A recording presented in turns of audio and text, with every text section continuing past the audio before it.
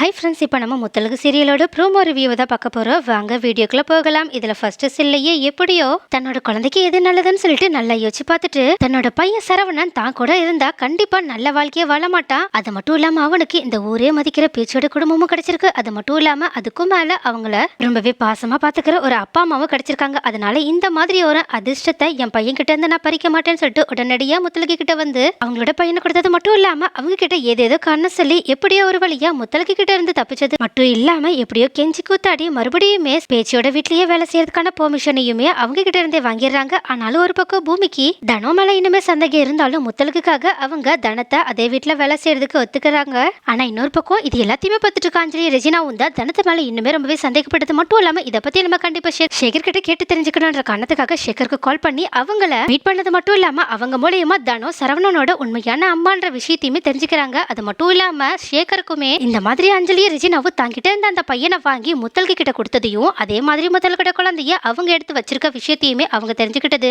மட்டும் இல்லாம மனசுக்குள்ளேயே செம்ம வில்லத்தனத்தோட சிரிக்க ஆரம்பிக்கிறாங்க. அது மட்டும் இல்லாம என்னோட வாழ்க்கை முழுக்க என்னால இதுக்கப்புறமா எந்த ஒரு பண பிரச்சனையும் இல்லாம வாழ முடியும். ஏன்னா இப்போ இந்த மாதிரி ஒரு பெரிய குடும்பத்தோட பெரிய ரகசியமே எனக்கு தெரியும்னு சொல்லிட்டு நினைச்சு பார்த்தது மட்டும் இல்லாம இப்பவே இவங்க கிட்ட சொல்லிட்டா கண்டிப்பா இவங்க நம்மள ஏதாவது ஒரு முறையில ஒழிச்சுக்கிட்ட வாய்ப்பு இருக்கு. ஏன்னா இவங்களெல்லாம் நம்ம நம்பவே கூடாது. அதனால நம்மள பாதுகாத்துக்கணும்னா நமக்கு தேவையான ஆதாரத்தை சேகரிக்கணும்னு சொல்லிட்டு உடனடியா முத்தழகு அஞ்சலியும் பிரசவம் பார்க்கறதுக்காக போனா ஹாஸ்பிட்டலுக்கு போனது மட்டும் இல்லாம அங்க இருக்க டாக்டரையுமே பார்த்து பேச ஆரம்பிக்கிறாங்க. அது மட்டும் இல்லாம அவங்க கிட்ட இவங்க செம்ம வில்லத்தனத்தோட அவங்களுக்கு தெரிஞ்ச எல்லா விஷயத்தையுமே சொன்னது மட்டும் இல்லாம இப்போ இந்த விஷயம் எல்லாத்தையுமே என்னால போய் பூமி கிட்டையும் முத்தழகு கிட்டையும் ஏன் அந்த பேச்சோட குடும்பத்துக்கிட்டையும் சொல்ல முடியும். அப்படி மட்டும் நான் சொல்லிட்டேன். கண்டிப்பா பேச்சோட குடும்பத்துக்கு ஆதரவா இருக்கிற ஊர் மக்கள் எல்லாருமே உங்களோட ஹாஸ்பிட்டலுக்கு வந்து உங்களோட ஹாஸ்பிட்டலையும் அடிச்சு நொறுக்கிடுவாங்க. அது மட்டும் இல்லாம உங்களையுமே என்ன வேணாலும் பண்ண வாய்ப்பு இருக்கு. அதனால நீங்களும் இந்த பிரச்சனையில இருந்து தப்பிக்கணும்னா என்கிட்ட ஒரு ஐடியா இருக்குன்னு சொல்லிட்டு அவங்களோட போனை எடுத்து நான் சொல்ற மாதிரி பேசுங்கன்னு சொல்றாங்க. உடனே இதை கேட்டுட்டு அந்த டாக்டரும் சேகர் சொன்ன மாதிரியே எல்லா உண்மையுமே அந்த கேமரா முன்னாடி சொன்னது மட்டும் இல்லாம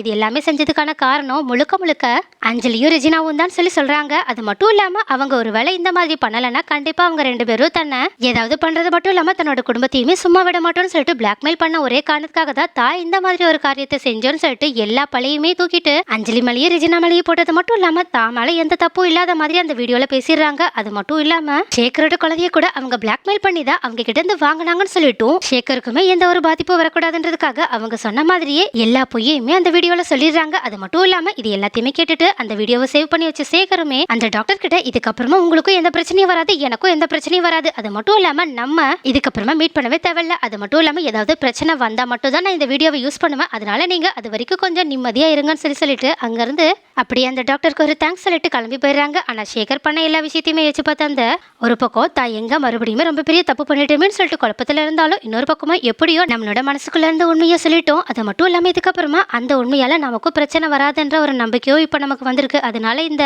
விஷயத்த நம்ம ஒரேடியா மறந்துடலாம்னு சொல்லிட்டு யோசிச்சு பார்த்துட்டு இருக்காங்க. நெக்ஸ்ட் என்ன நடக்கும்? ஒரு வழியா சேகர் மூலியமா டாக்டர் தன்னோட மனசுல மறைச்சிட்டு இருந்த எல்லா உண்மையுமே வெளிக்கொண்டு வந்துட்டாங்க. அது மட்டும் இல்லாம சேகர் அவ்வளவு நல்லவ இல்லைன்னு தெரிஞ்சிருந்தாலும் அஞ்சலியும் ரெஜினாவும் பண்ண தப்ப சேகராவது வெளியே கொண்டு வருவாங்களோன்ற நம்பிக்கையில தான் டாக்டர் இப்படி பண்ணியிருக்காங்க. அது மட்டும் இல்லாம அப்படி பண்ணதுனால அவங்களுமே இப்போ கொஞ்சம் பிரச்சனையில இருந்து வெளியே வந்த மாதிரி தான் ஃபீல் பண்ண ஆரம்பிக்கிறாங்க. ஆனா சேகர் இதுக்கப்புறமா தான் அஞ்சலிக்கும் ரெஜினாவுக்கும் செம்ம பெரிய ஆப்ப வைக்கிற மாதிரி அவங்க கிட்ட பணம் கேட்டு அவங்கள செம்மையா பிளாக்மெயில் பண்ண போறாங்க. அதனால அந்த கோபத்திலேயே அஞ்சலி கண்டிப்பா ஏதாவது ஒரு கட்டத்துல தான் பண்ண எல்லா தப்பையுமே சேகர் கிட்ட ஒத்துக்கிறதுக்கான வாய்ப்பு இருக்கு. அதே நேரத்துல சேகருமே அஞ்சலியும் ரெஜினாவும் தான் நினைக்கிற விஷயத்த பண்ணலன்னா கண்டிப்பா அவங்க கிட்ட இருக்க வீடியோ ஆதாரத்தை வெளிவிடவும் வாய்ப்பு இருக்கு. ஆனா இதுல ரெண்டுல எந்த விஷயம் நடந்தாலும் கண்டிப்பா முத்தழகுக்கு தன்னோட குழந்தைய அஞ்சலி வச்சிருக்காங்கன்ற விஷயமும் தெரிய வரும். அதே நேரத்துல சரவணன் தன்னோட குழந்தை இல்ல தனத்தோட குழந்தை அப்படின்ற விஷயமும் தெரிய வரும். ஒருவேளை அந்த விஷயம் மட்டும் முத்தழகுக்கு பூமிக்கு தெரிஞ்சா அவங்களோட ரியாக்ஷன் என்னவாதான் இருக்கும். அது மட்டும் இல்லாம அஞ்சலி பண்ண இந்த துரோகத்தை பூமியும் முத்தழகும் எப்படிதான் ஏத்துக்க போறாங்க, அதுக்கு மேல உண்மை எப்பதான் வெளியே வரப்போகுது, இது எல்லாத்தையுமே நெக்ஸ்ட் வீடியோல பார்க்கலாம்.